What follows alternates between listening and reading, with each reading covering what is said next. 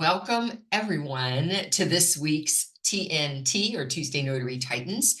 Today, you might notice I don't have Jen Neitzel with me. She's getting ready to take off for 3 weeks to places unknown and having a great vacation. And I'm so excited for her to do that. In the meantime, I will still be managing the call and answering your questions. So as I'm talking, if you start thinking of ones that you plan to ask today, get that virtual hand up so that I know I have questions waiting for me. In the meantime, if it's possible that anybody on this call today doesn't know who I am, I'm Laura Biewer.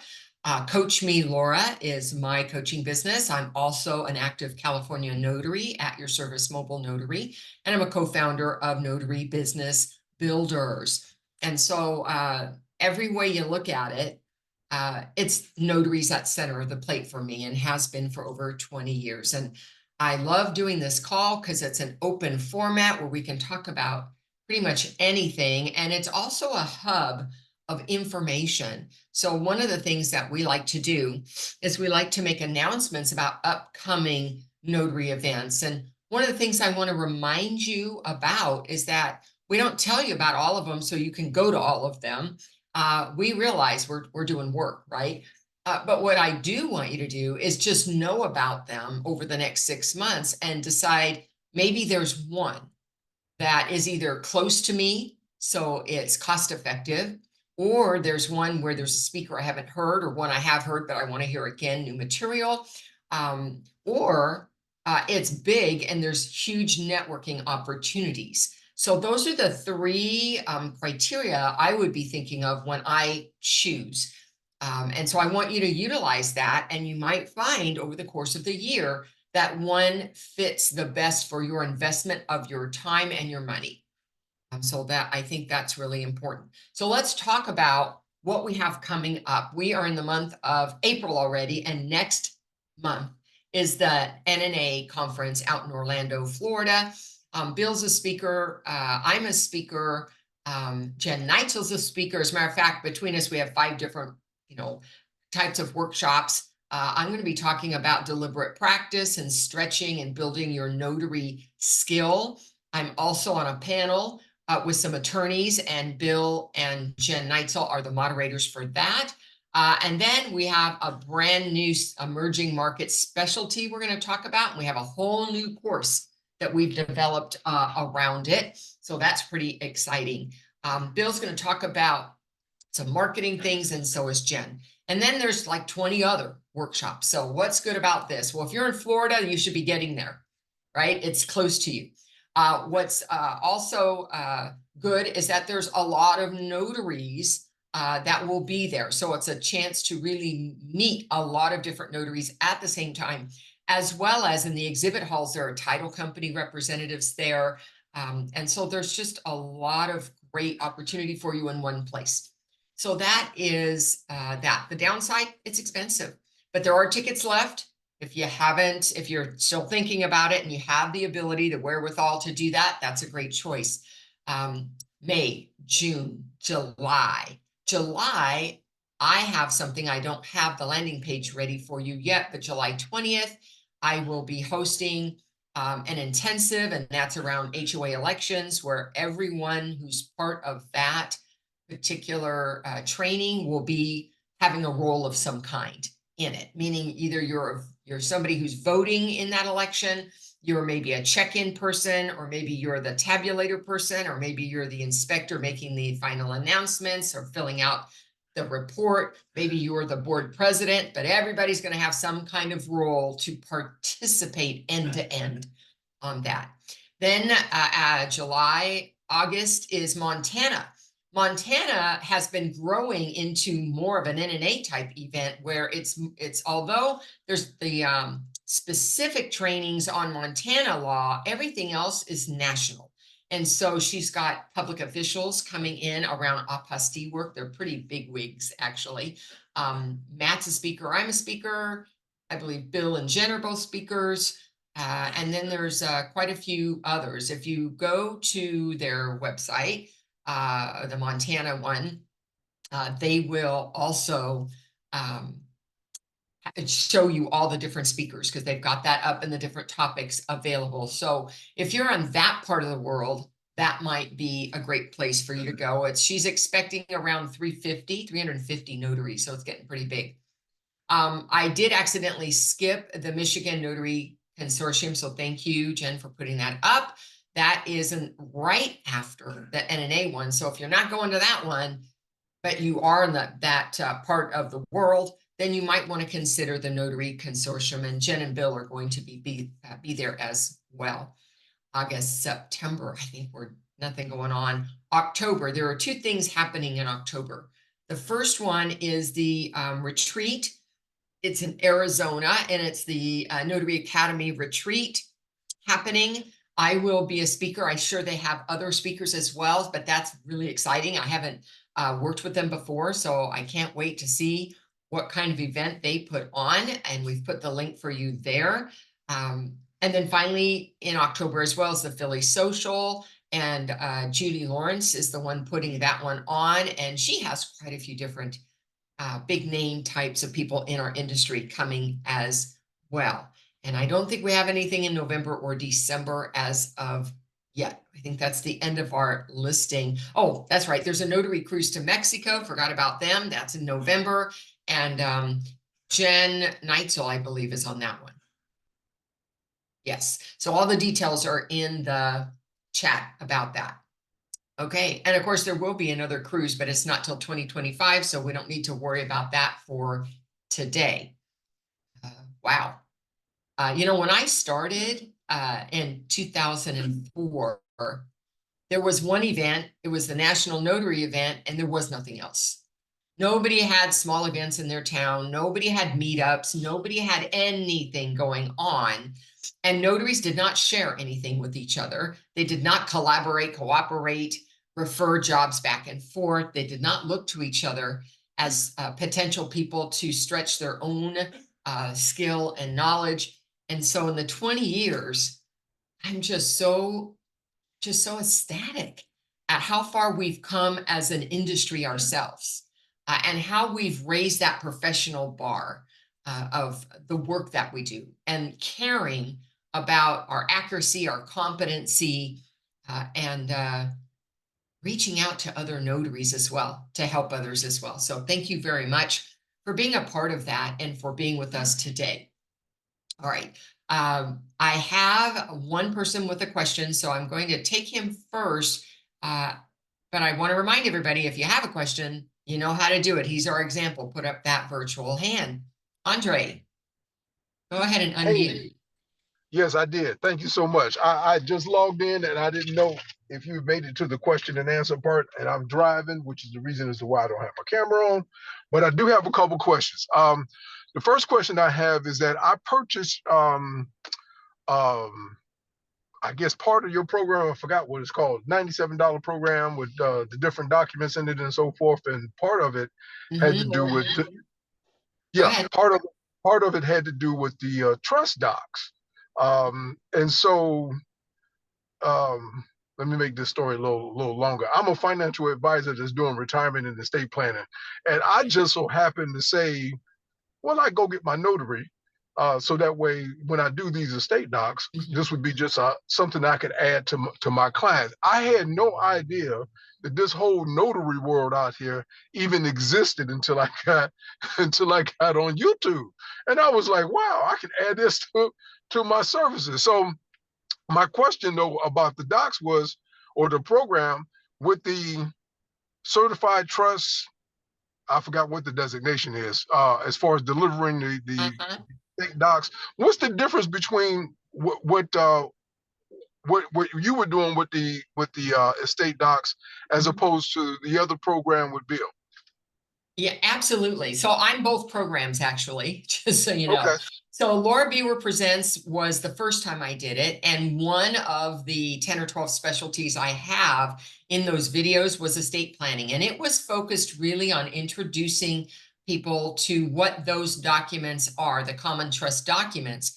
And I talked very little about what world I was in, the attorney world, doing that, because I really didn't have quite the experience and marketing knowledge that I have.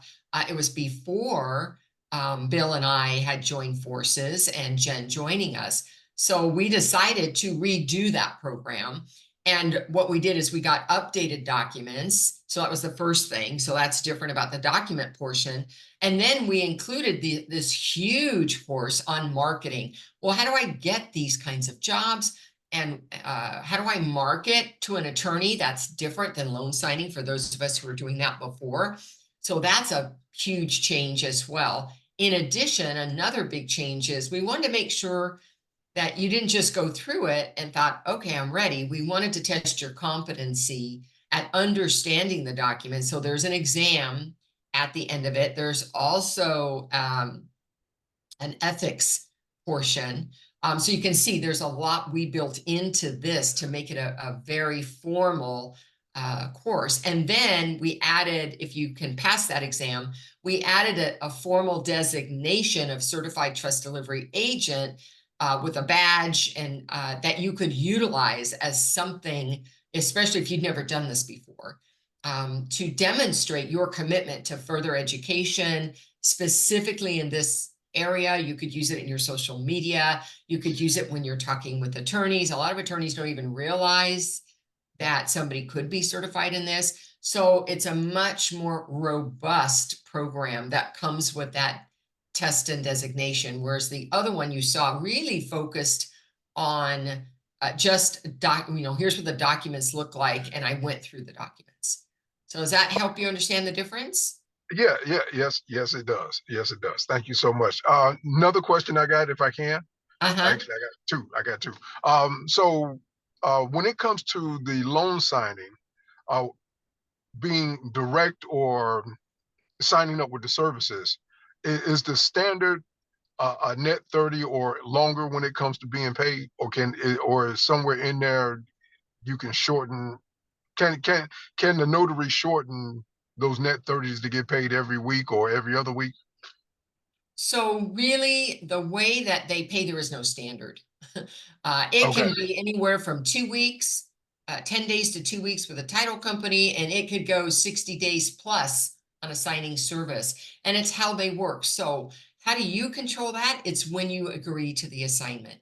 And did you ask up front, what are your payment terms? And if they say, hey, it's 60 days, because they're going to wait to get paid before they turn around and hit their next payroll to pay you, so they're running behind, then you have to decide if that's an acceptable payment structure for you. And that's why, since a lot of them are that way, and you can say, well, that's not working for me. I want to get paid in 15 days. They may say, well, then, we're not the right company for you, and you lose the job. Right. So that's why I really highlight this idea of doing other kinds of specialty work, so that you get paid at the table or very shortly thereafter. In my trust assignments, I'm paid many times before I even did the work or at the table when I'm done with the work. On rare occasions, it might be 7 days, and that's a very different time frame. And when you're getting money, cash flow that way, it doesn't hurt so much when you're waiting 30, 45 days for your loan signing payments. Yeah, yeah, that's not a good idea for me. I don't like waiting 30 days for anything. Yeah. Uh, last question, because I don't want to hog up all the time. But I don't hear, I know it's being offered by the NNA when it comes to the immigration documents, but I don't hear too much of anybody talking about that. Is that viable as far as profit is concerned to do the immigration docs? So what state are you in? Georgia. So it all depends on what Georgia says about notaries um, helping clients prepare those kinds of documents. Notaries typically don't. Um, However, if there are any that need to be notarized, absolutely any one of us, even in California, all of us can do that. That's not a problem. However, some states have restrictions. My state does. I have to be a bond and immigration consultant, which means I need a $2,000 bond. Right, it's $100,000 for the bond, but it costs me about 2,000 every 2 years. So it's Hmm. not really viable for me because they put so many restrictions on what I can charge. In Georgia, they may have either said, no, you can't do it at all, or they may or may not have restrictions. So Andre, you would need to check to see if within the Secretary of State's handbook, do they address immigration documents? And if they do, what do they say about them? If they don't have restrictions, it's very viable. It's you can charge whatever you want then to help people with their documents. But if they have restrictions, that's when it could be an issue. Okay, so the restriction part that I'm looking for is when it comes to the doc prep, not necessarily if the documents need to be notarized. Yeah, notarization of the documents is a totally different story. It's separate. You don't need anything extra or special to do that. You would handle it like Correct. any other document. However, if you want to be part of helping them to prepare it, Georgia may just say no flat out. There are a couple of states that just said no, you're not allowed at all. And then there are states that don't say anything, which means, okay, maybe you can help them. But it's really important to know what your own specific state rules are. If you can in Georgia, the NNA does have that immigration documents class, which I have taken, and it's very good. But it's only Okay, good if you can do it in your state. gotcha. Thank you so much. All right, you're very welcome. Thanks for checking in with us. Laura? Hi. Hi, Laura. Could you give us your full name and your state, please? Yeah, hi. It's Laura Piccolo, and I'm in California. Okay, Laura. Good first name, good state. How can I help you? Thank you. So nice to meet you. Thank you. Yeah, I saw one of your, I think it was like an NNA seminar or webinar where you were talking a lot about hospital work. Yes. Yeah. And that's something really dear to my heart. And I was just wondering, I'm kind of new and was just wondering if you knew maybe where to start in that. I kind of heard you say to go down there, and you kind of, I know that you explained it pretty well, but I think I'm a little overwhelmed by the process. So I was just wondering if you could touch on that at all. So a couple things to share. Of course, one is I did detail a chapter in the book Beyond Loan Signings that Bill and I co-authored together. And have you seen or read that? I just, if I'm not mistaken, downloaded it on Kindle. If it was, yeah, I haven't really touched into it yet, but yes. So first of all, I'd read that because I have a lot of information about handling that. The second thing is just an overview. Hospital work came from either my SEO, where somebody said, do you go to a hospital? That's some of the work, the patient or the families of the patient.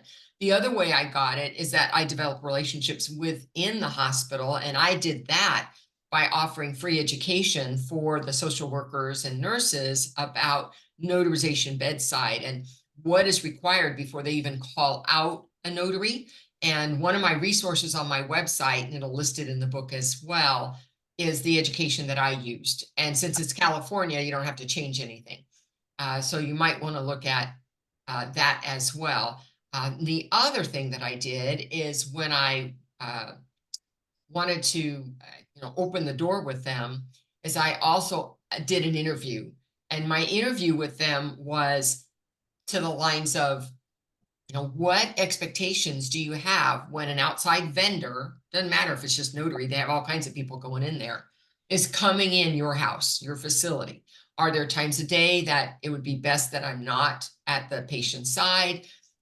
Do you need or want me to stop at the nurse's desk, the station, before I go to the room? So I asked questions to show my interest in being transparent and making myself a seamless part of what's going on with the overall treatment plan, so I didn't interrupt it. And it also gave me a chance to shine with them to say, hey, I understand that there are special things happening here, and I know that, and I want to make sure that I avoid disrupting that. And they loved that as well. So those are just some of the things that I used to get in the door that way. And then, of course, on your SEO, make sure you have hospitals, skilled facilities, make sure you have those words so that they'll find you. Oh, wow. That is beautiful and wonderful. Thank you for all of that. Welcome. Read the chapter, you'll get more. Yeah, I plan to. Thank you. Okay. You are welcome. All right. It looks like I have Michael, and Michael is Maryland. Yes, good afternoon, Laura. Appreciate you taking my call. I'm a realtor and a notary and a title insurance producer out of Maryland. And my question is for you or any notaries that are out of Maryland. And it has to do with invoicing, the notary fee versus the courtesy fee, transportation fee, admin fee. I'm wondering if you have any suggestions or that anybody else out of Maryland might have a suggestion on how you do that invoicing. I appreciate the answers. Thank you. Okay, so let's just get clarity around your question. You're not talking about setting the fee, you're talking about creating the receipt or the invoice for the fee. Is that Yeah, your correct. question? I mean, working for certain signing agencies or title companies, they already have a set fee, but I still have to invoice them. And other Right. times I'm working for, an individual and I have to invoice them. And here's my notary fee. We're only allowed to charge X in Maryland, but then, you have your time, trouble, and effort fee, admin fee, courtesy Sure. fee. I'm wondering how other folks handle that. And so you can stay out of notary jail. Yeah. So first of all, it's really important that you identify what the notary fee part is. Is Maryland $5? How much is Maryland? I believe it's $8 per signature. $8? I think you had a pay raise, but I don't recall what the I number think, yeah, it is. came up a little bit, but Okay, if I normally somebody's, I don't do individuals. I just, do loan signings primarily. So well, it's, if you're doing package deals only, then is there a reason why you feel you need to break it all out? no, well, there are times that, I'm expanding and I'm having folks that are asking me to come out to the hospital. I'm also Okay. working with attorneys for estate planning and such. Okay, so estate planning is like loan signings. You can offer a package fee and say, here are all the services I can offer for this amount of money. And same thing with loan signings. You don't have to break it out unless your client, the hiring company, has asked you to break it out, or you live in a state, for those of you in other states, where it's required to break it out. In California, I have to tell them this much is notary, and the rest of this is my travel and whatever fee. So that's the first thing. But when you go to a hospital and it's not a package, they've got the document, you're going to need to have some kind of fee, whether it's convenience, service fee, travel fee, whatever you want to call it, that gets you there to perform the notarization. And so you would have the notarization fee plus the whatever it is you decide is the appropriate fee. So let's just pretend you want $75 just to show up. And then the 8 or 5 or 10 or whatever it is for the notarization part of it, so that your total is, $83, $85. So whatever it is you decide that is, there isn't a breakdown within that unless you were providing other services. So sometimes I go to the hospital, but they ask me to print their healthcare directive because it's a third party, a family member not in the area. Hey, it's all done. Can I send it to you as a PDF? Could you print it? Printing's a service. So I have the travel to the hospital. I have travel services that are different depending on if it's your home versus a facility. Then I have additional services, which could be printing, scanning, faxing, any one of those kinds of services. Then I have the notarization service as well. And when I create a receipt, I say notarization is this much.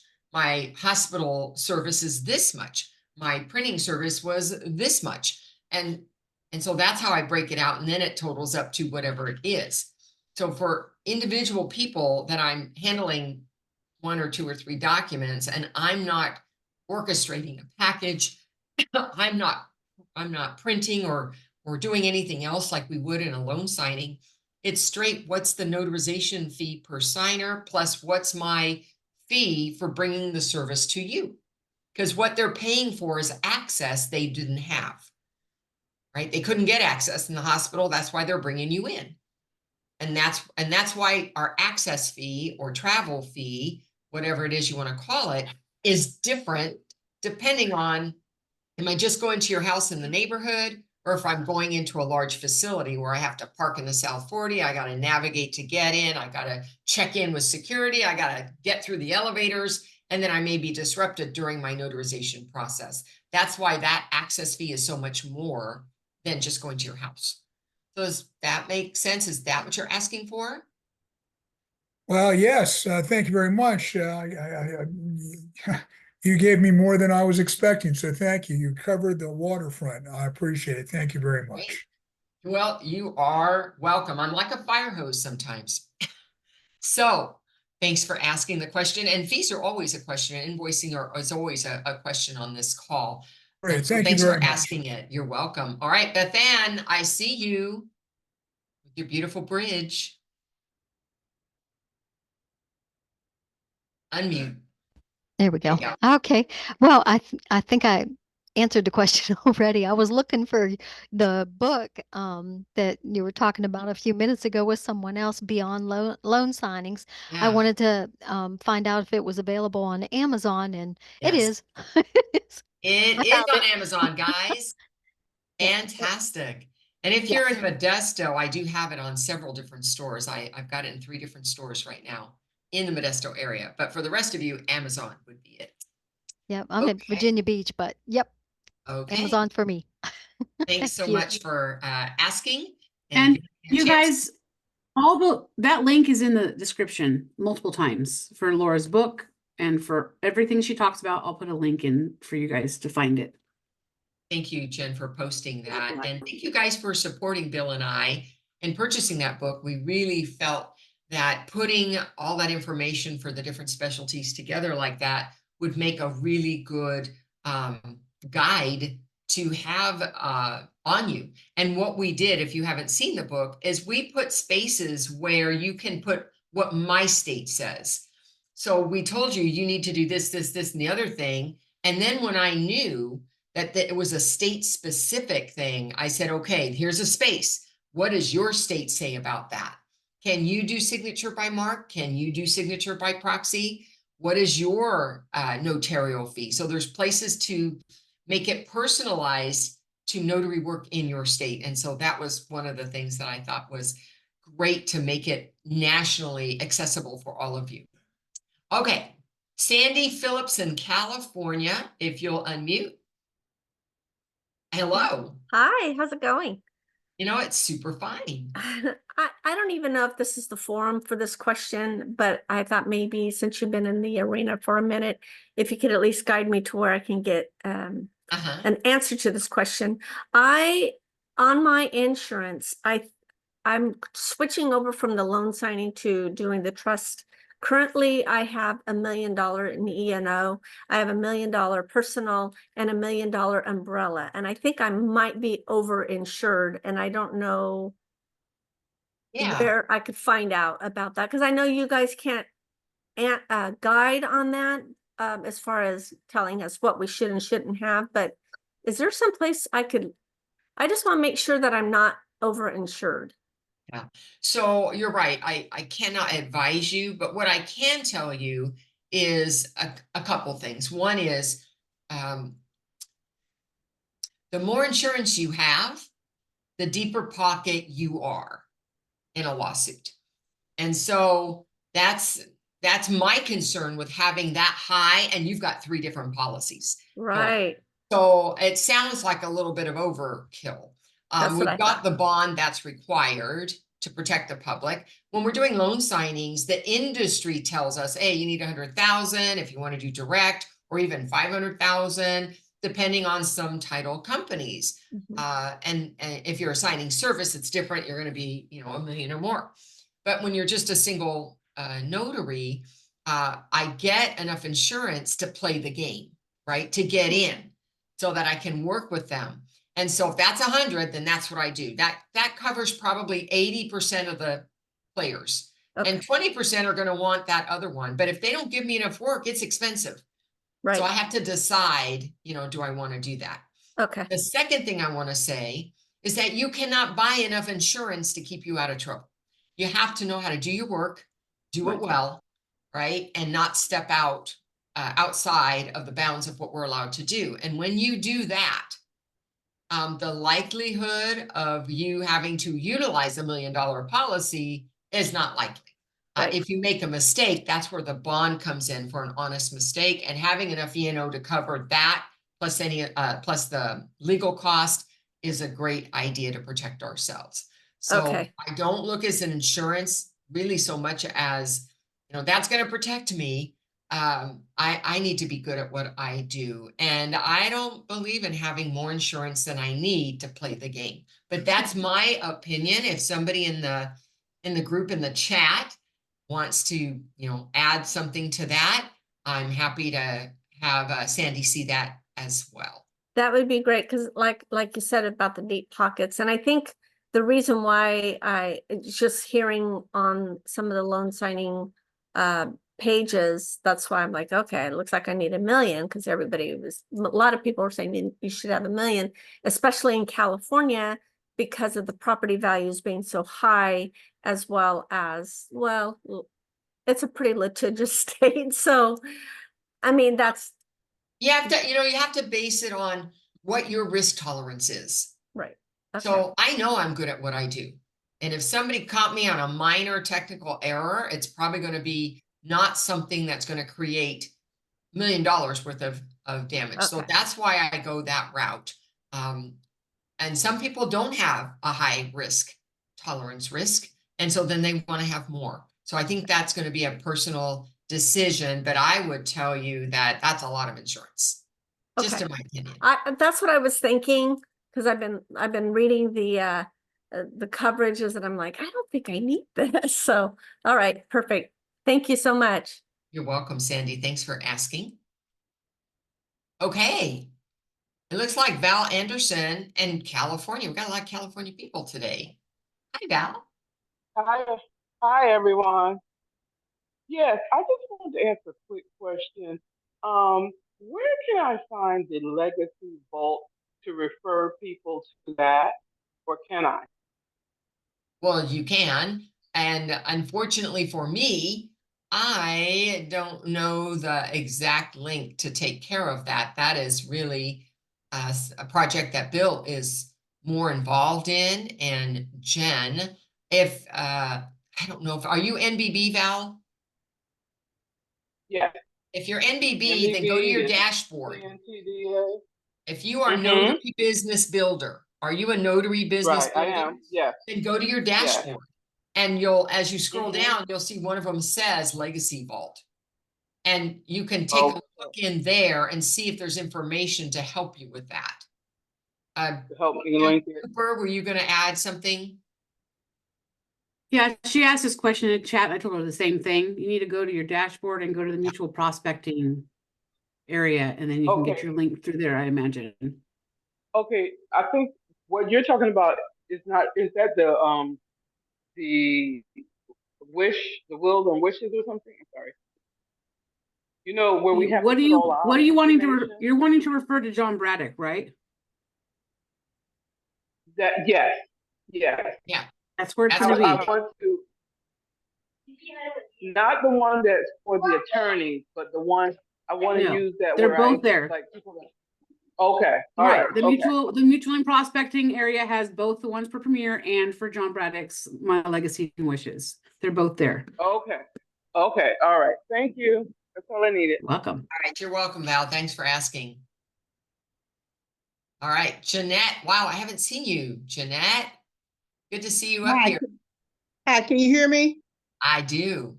Okay, yeah. A lot of times I was having trouble with my audio. I'm from Michigan, and I had and you may have been talking about this when I tuned in like 15 minutes ago, but I got a call from someone who said that they were in some kind of notary training, and she wanted to ask me some questions. So I'm like, okay, sure.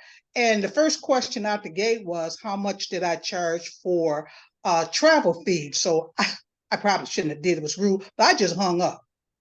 So, what do you suggest if I get another call from someone asking me about my fees other than what the state allows?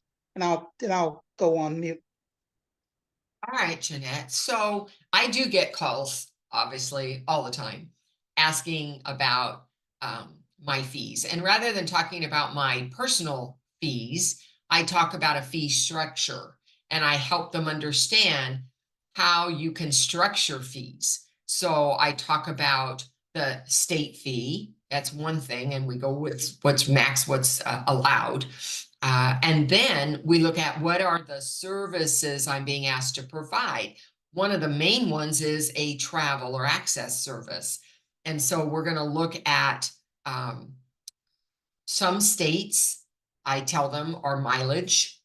That's unfortunate because they're not going to make money that way, but there are some states that are that way. But in the states that allow us to set the travel fee, as long as they accept, then that's going to be based on what is the time involved, right? So it's my neighborhood, it's just outside of my neighborhood, but in my territory, and then it's outside of my territory. That's called referral. I send it off to somebody else when it's outside.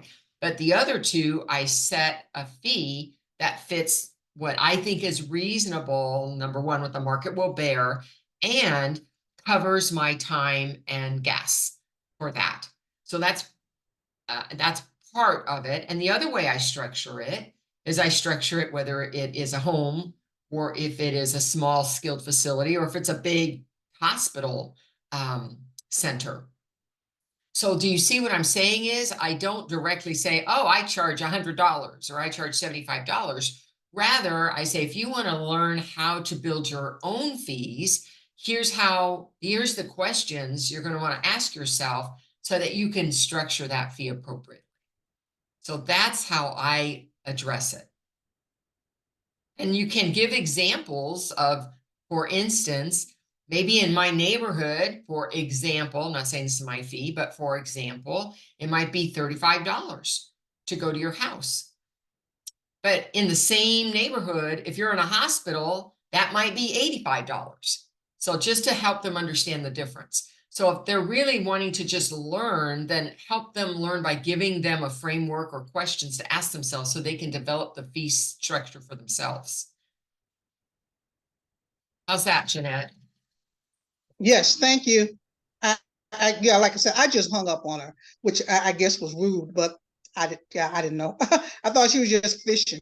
Yeah. Well, and the other thing is you could have, before you even offer that much information, you could ask some open-ended questions with her, like, wow, that's a great question. Can you share with me a little bit about why you reached out to me and what is it you wanted to do with the information? That might help me know what to share with you. And now it's on her.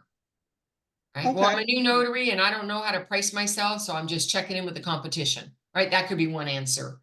Okay, which is fine. I have no problem with that, as long as you come up, be honest about what you do.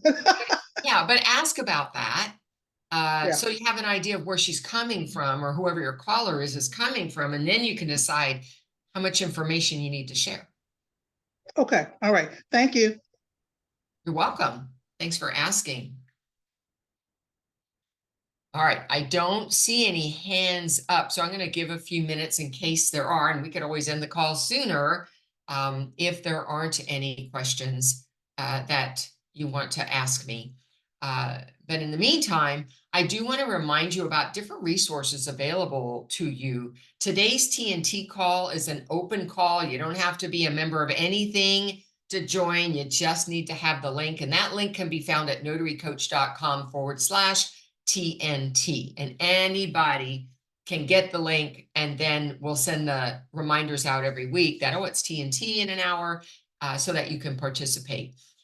That is a free resource to you. Another free resource to you is one that I do on my own, and that is on Saturday mornings at 8 a.m. Pacific time. It's called Laura's Inner Circle, and you need to give me your email so I can send you the link. So you would go to coachmelaura.com, and where it says Laura's Inner Circle, you'd leave me your email, and I don't change that link. So once you have it, you don't have to keep signing up. And then that's 8 to 9 a.m. And it's a similar format to this one, but a much smaller call. It's probably 30 people. That's also a free resource. You don't have to belong to anything to get that. Some other resources available. Jen Neitzel has Marketing for Notaries, and that's for somebody probably in the beginning stages, and they want some marketing resources. And she does a great job of taking you through a 5-step process. Whether it is direct work, it's loan signing work, it's trust work, whatever it is, she's done a great job. And so that might be something that you want to look at. And she has a monthly subscription fee for that. For those of you who are trying to move ahead, you've been around a while, you want something more, there is Notary Business Builders, which is known as NBB when you hear that thrown around. That's a monthly subscription, and there are 11 different faculty that offer different expertise. And so every week we've got different calls going on. Mine happen to be on Mondays. I do mindset, trust conversations, and specialty work. Those are the 3 that I offer. We have an accountability call to help people keep on track and learn how to set their goals and be accountable to them every Tuesday. We also have other inclusions, videos. The Laura Biewer Presents and The Real World that I produced is in there and part of that membership. Jen's is also part of that membership.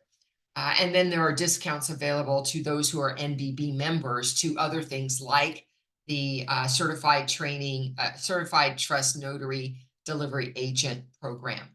And then, so I did hers. Oh, Laura Biewer Presents and Real World. If that's all you want, you're interested in, they are pre-recorded. They're on my website.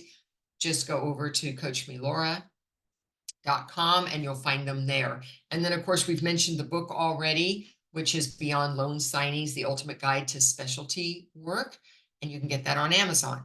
So guys, there's lots of resources available at lots of different price points, including free, which is my favorite word for sure. So I'm glad I had an opportunity to share all those different places you can find help. And because all those links are in the chat, you might want to try to save the chat today if you're on a PC, not the phone, but a PC. So you've got them all in one spot. Okay, I see. Jeanette, did you not take down your hand or did you have another question? Sorry, I forgot to take it down. Sorry. Okay, go ahead and lower your hand and I'm going to talk to Joanne. Hi, Joanne. Always good to see you. Hi, Laura. Question on, it's more kind of a bookkeeping thing. So when you have clients asking you to bring witnesses, and of course you charge the client, do you, and then they pay you kind of in a bundle, do you, in your bookkeeping, do you put witnesses as an expense? Well, it depends on if I had to pay for them. So in my own bookkeeping, when I put in the money, I split out the notary fee and then there's the rest of the fee. Now, if I'm filling out a receipt for a client directly, I will indicate if there was witnessing fees. So if I'm a witness, but I had to bring a witness, then I'm charging them for witness fee. And that's going to be broken out in my receipt. In my bookkeeping, like my notary assist, it is under my expenses. So it's not under the income side. So the income is the total amount of money and this much was notarization. On the expense side, I had the money that I spent on the witness. And that's where it shows up in my bookkeeping. Gotcha. Okay. Thank you. You're welcome. Thanks for asking that. And that is a great little add-on, guys. If you know, sometimes you're taking care of a client and because you know something, you might be able to share that leads them to utilize you for some additional service, and witnessing is one of them. So I have notaries that are nearby me, and when I need to provide a witness, I just charge extra for that witness. I tell them, hey, I'll bring the witness and they'll take care of that. They are so happy that they don't have to deal with it or deal with their neighbors. So I've never had an issue with the fee for it if they in fact did not have their own. So I love that. Another one is when I'm doing deed work for somebody, not for an attorney per se, although for an attorney, I usually forward it by mail back to them or to the county clerk. But I just did one this week and she had to run to the county clerk or county recorder's office so she could get that deed recorded right away because she was leaving town the next day or leaving the state for a week or two. And I said, you know, I can do that for you. And here's my fee. It's very nominal and I'll drop by, give me the check for the filing fee and the document. You don't have to be the owner of the property to go get it recorded. So I get paid to run that down to the county recorder. Now, Modesto is not very big. So for me, it's pretty much 10 minutes from anywhere in Modesto. I can get to downtown and get that recorded for them. So you never know. And sometimes I always love when I can offer a free extra, which is, hey, I see this is going to be, you're dropping this off FedEx or Priority Mail. I would love to just drop that off for you. You know, I'm running around town today. I can just drop it for you. I don't need to charge anything extra, but it's a way for them to feel good about my service and that I'm not just about the money. I'm about providing services to people. So always be on the lookout, BOLO. I love that term. Be on the lookout for ways you can offer a little something extra for your client. That is the best way to get repeat business, and repeat business, which is about almost half of my work, saves me from spending time trying to find new customers. So love that. Okay, Karma. Hey, how's it going? Karma Sengi from Texas here. So I was watching a video on about the trust stuff, and one of the phrases that came across was trust presentation. And I was just wondering exactly what a trust presentation was. Like, I do a lot of loan signings. That's what I've been doing since about December, mid-December. And I was just wondering, like, is it essentially the same thing? Are you just sitting down with your client and filling out the trusts with them? Like, what exactly is this presentation? All right, so it's very similar to loan signings. We have a package of documents. We're going to walk them through each one. We're going to confirm personalized information. We're going to show them where they need to sign or initial. We're going to notarize those that need it, which are most of them. We're going to collect signatures for anything in addition that doesn't require notarization. We may be done at that point, or we may need to send back to the attorney any documents such as deeds or letters of agreement or anything like that goes back to the attorney, and usually they will have a postage paid return envelope for that. So you can see, doesn't that sound familiar? Yes. Yeah, absolutely. it's very familiar. There's fewer documents. It's much more stable. It's not quite the grab bag that loan signings is. So I love that. 6 to 8 documents, 1 or 2 signers, pretty consistent. And so that's what that is. And when we do that, we get to bundle our fees. Because remember, I have travel fee, then I have orchestration collecting, signatures not being notarized fee. I have notarization fees. I have stuff that I'm sending back fees. Yeah, so that's how we put it together. Gotcha. Thank you. You're welcome. Thanks for asking. All right. One more call for any other questions that I can answer for you. And somebody put up their hand. Is it Gulnar? If it is, go ahead and unmute yourself. Are you able to unmute yourself? You're on your phone. I know sometimes it's hard to find it. Okay. Can you hear me now? Yes. Okay, thank you. Yes, so I do have a question about a printer. Do you recommend, what printer would you recommend? Would you recommend a scanner and a printer to be separate or all in one? I think it depends on what you're using it for. I have a workhorse type of printer. It's a Brother. It's got 2 trays, no color, and it's high speed. And that's for when I am printing big packages. I do have a scanner printer all in one, and I use that for small jobs, usually 10 pages or less for printing, or if I needed it to be in color. And then I use it to scan. So I have actually 2 separate devices. And the reason is that although that HP scanner could print all those other documents, it's much slower. It's just really not built to be the workhorse that my other printer is. So I decided I really needed 2 kinds of pieces of equipment to accommodate the variety of work that I do. If you're going to be doing loan signings, I think you need a workhorse. if you're going to be doing a variety of work that's general to the public, one of the specialties where you're not doing heavy printing, then I think an all-in-one is a great investment. Oh, thank you so much for that.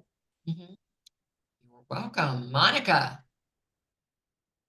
Hey, Laura, I have a question about pricing for the trust presentation. So do you price, and this is kind of like a personal question for you, do you price like a bundle or do you itemize the actual expenses based off of what they need?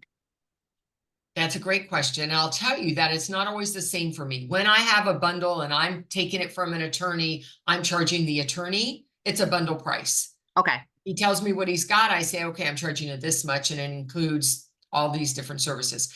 If I'm direct to the client at the table, they did their own do-it-yourselfer, then I ask them, you know, how many different documents do you have? So I have an idea of how big that trust is for me. And then I quote a total price that's going to cover the number of notarizations, plus what I think it's going to take. And if I think it's the same, then they're going to get the same price. If it's a small, sometimes I'll get them and they just do the basics and it's like 4 documents and it's hardly anything. I'm not going to be able to tell them I'm going to charge you $200 for that. I'm probably not going to get the job. So that's why direct, I need to understand a little bit about what they are doing. And sometimes they'll say, I have a trust, but what they mean is I have a trust document. It doesn't mean they have a living trust with all these documents put together. So that's why I need to know more. Thank you. That's exactly why I was asking, because I've seen both flavors where it's coming from an attorney and then one of my like general notary clients will reach out about a trust. So thank you. Yeah, it always takes a little more screening with those who do their own thing, because who knows what they've got. Yep. Thank you. Okay. Giovanni. Hey, Laura. Hi. How you doing? Good. I got a question about verifying IDs. What's the best practice for verifying a signer's name where ID is not exactly matching the document? Say, for example, the document has just John Smith versus the ID as John Doe Smith, for example.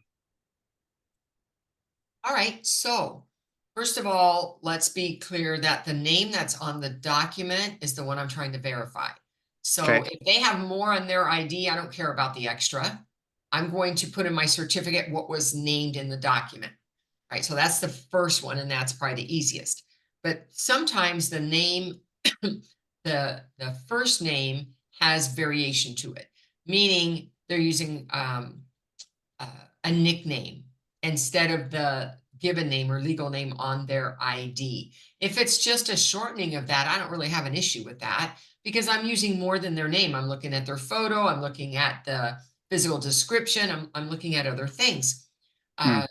However, if there is a variation with the last name, meaning the last name is hyphenated, there's 2 names there on the document, but on the ID, there's just 1. That's not going to work for me. That's not enough information. So they're going to have to start finding other IDs, or I might have to go to credible witnesses. I need something that can demonstrate to me that that other name belongs to them. Same thing if there's a suffix. And I just had this, and I actually knew this guy. He's a retired judge, and I didn't know that actually he was a junior. It was on his ID, but I didn't know that till I went to notarize for him. I just knew him without the junior. And so I said, hey, is this supposed to be there? And he said, yeah, I'm a junior. I just don't use it. I said, okay, but on this ID, it says junior, and suffixes need to match. So if you're a junior, when you print it in your name for your document, I need the junior, and because that's what I'm going to put in my certificate. That's what I saw. And so that, even though that's extra, suffixes are really important that we follow whatever it is and that they can provide ID for whatever that is. I don't mess around with suffixes because there's too much fraud around that. So there are certain variations. I have a hard and fast rule. It matches or it doesn't. Oh, what about Yeah, sorry about that. Just to verify, you are writing in the certificate the name that matches in the document, not the ID, right? That's right.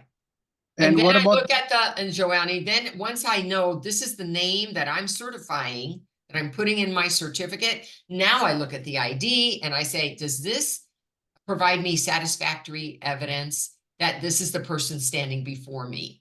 Gotcha. And it's more than just the name. Remember, we've got other elements on the card to help us. I could give you my ID, and it's the right ID on the list of IDs you're allowed to take as a notary, but maybe there's a problem with the ID because it's been bent all up, only half of it's Yeah. there, the dog chewed it up, and it's just not good for me. And as a notary, you have the right to say, I need more than this. I know this is the right ID, but I cannot make this out. You need to provide me something else. Right. That's a good one. One last question, follow up. What about the name that you put in your journal? So depending on what state are you in, Giovanni? California. So in California, the name field, the name and address field is an optional field. So you're allowed to write whatever you want. Okay. So you need to develop a practice so that you're consistent. I always write what was on the ID, and maybe in the additional information, I write what we really used. Or I put what was on the document. But whatever you do, because neither one is wrong, whatever you do, just be consistent about it. Got it. All right, Laura, thank you so much for your answers. Okay. Much appreciated. You are so welcome. And again, I don't really see any other hands. And gosh darn it, it's already 10 after 1. So we really only have a few minutes anyway. So unless a hand comes up, I'm going to start wrapping up this call because some of you may know I'm an expert witness. And today I have a call with an attorney to prepare for no, this one's more than 18 million. It's 4 properties in the Bay Area. So it's huge problem with the notary. So I have to meet with them and identify what they did right or wrong with their journal, with their process, with the certificate, to see, is it, did they really notarize for the right person? Because that's what's being said, is that it wasn't that guy, it wasn't the owner. So we're going to see what happens with that. So I need to get myself all prepared for that. But I'm so happy you guys were with me today. Next week, Jen will again be gone. So it might just be me, might have somebody else assisting. Thank you, Jen Cooper, because she was posting all those links for you. She was letting people in. She was on mute patrol. I mean, there's a lot of stuff going on to have this call be so smooth. So I so appreciate you being with us today and helping with that. And I think that's all we have for today. Thank you all. I see your thank yous in the chat. I will see you next Tuesday. Same bat time, same bat channel. See you then. Take care.